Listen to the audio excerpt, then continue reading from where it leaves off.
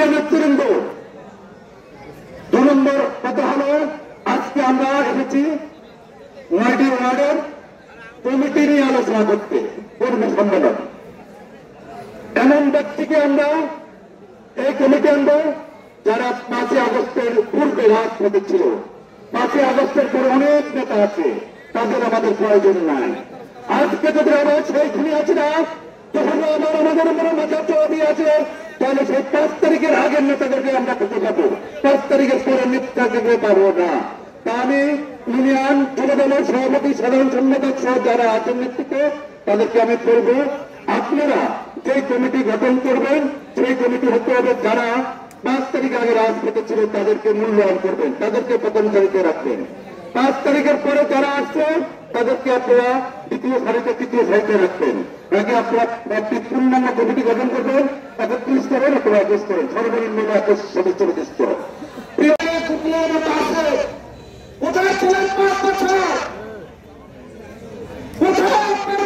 আপনাদের আন্দোলন সংগ্রাম নির্বাচন আসলে আপনাদেরকে কতটুকু পাওয়া যায়? এই আগামী দিনে তার চট্টগ্রাম সুখে দুঃখে যিনি থাকবেন, উনি আগামী দিনে দায়িত্ব পালন করবেন। দুঃখে সুখে ছিলেন আমাদের ফরিদগঞ্জের অভিভাবক, তারা নির্যাতন করে তারা হান্নান সাহেব। আমরা বসন্ত চুকুল হইতে চাই না, বসন্ত কাছে হইতে চাই না। আমরা দীর্ঘ সময় যাকে পাবো, যাকে পেয়েছি, তাকে নিয়ে আমরা ইনশাআল্লাহ আগামী দিনে ইউনিয়ন ছাত্র দলের সভাপতি ছিলাম, আমি ফরিদগঞ্জ উপজেলা ছাত্র দলের যুগ্ম আহ্বায়ক ছিলাম, আমি ফরিদগঞ্জ সরকারি ডিগ্রি কলেজ ছাত্র দলের সিনিয়র ভাইস প্রেসিডেন্ট ছিলাম। সেখান থেকে আমাকে ইউনিয়ন যুব দলের সভাপতি দায়িত্ব দেওয়া হয়েছে। আমি হান্নান সাহেবের সম্মান নষ্ট হোক, আমাদের নেতা তারেক রহমানের সম্মান নষ্ট হোক, তেমন কোন কমিটি আমার হাত দিয়ে দেওয়া হবে না, এই আশা ব্যক্ত করে আমি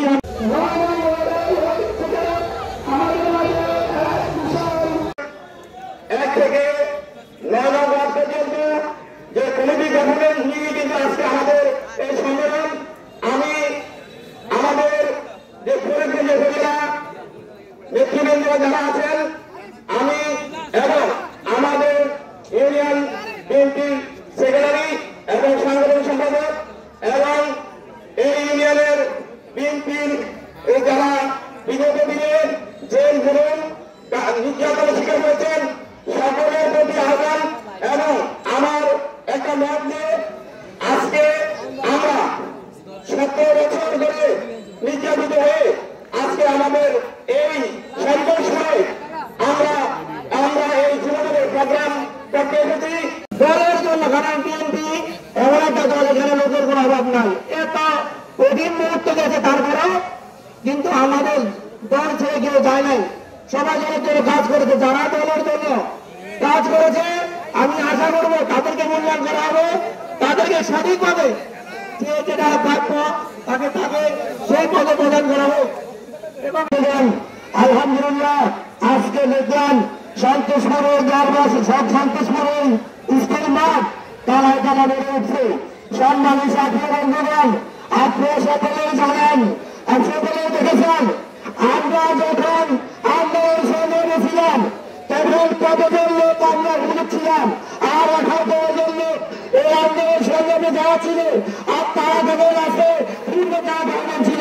সংগ্রামে সাথী বন্ধুগণ,